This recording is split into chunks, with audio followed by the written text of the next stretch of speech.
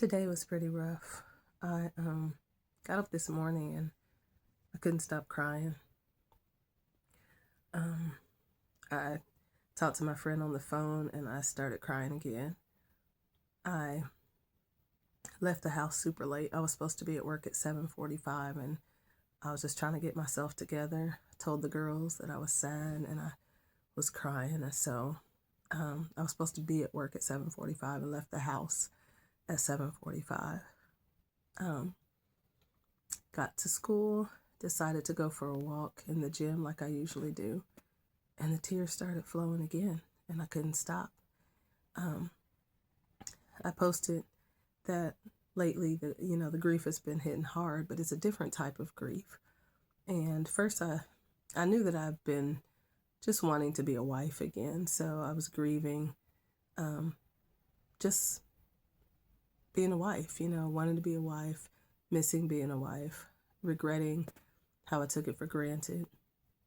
And I've been sad, but these tears just kept flowing, and it was different. And most people that know me know that I'm typically a joyful person. I do cry. I cry a lot when I'm praying and just seeking the Lord, but this was sadness, and it wasn't stopping.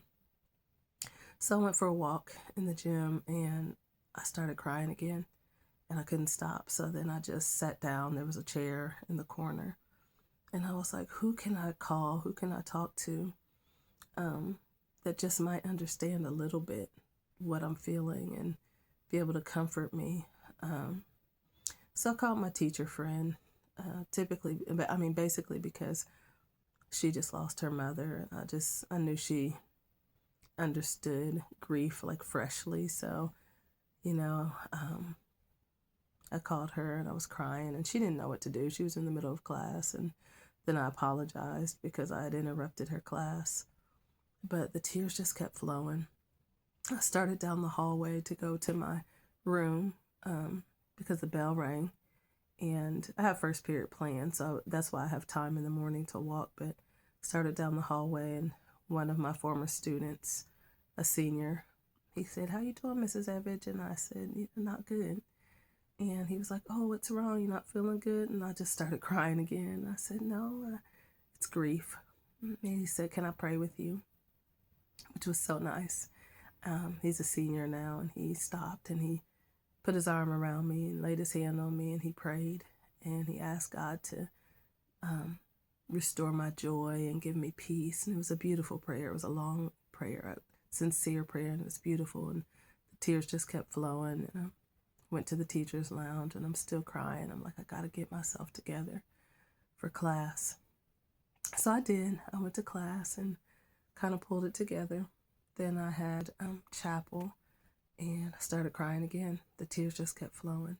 I'm like, what is this? Why am I crying like this? And then my friend Rami was beside me, and I told her I've been feeling lonely lately and sad. And then I realized it hit me like I said, I miss my dad, and I miss my old life. Like, my whole life is just different now, and it just changed like so fast. And now I'm just living in this different life in this different world. And I realized later too that I never really got a chance to grieve the loss of my father because I was in the middle of grieving my husband, and me and my dad were very, very close. And I just was missing just being able to call him and talk to him. And he had so much wisdom, and he loved unconditionally, for real. And you could feel that security and that love whenever he was around. So I was crying about that, but it wasn't really, it's been a different kind of grief because it's not really the loss, missing a person, but missing everything that my life was before and how everything shifted. And it almost feels like I'm in an alter reality and like another world. So anyway, pray for me, please. It's been a struggle. God bless.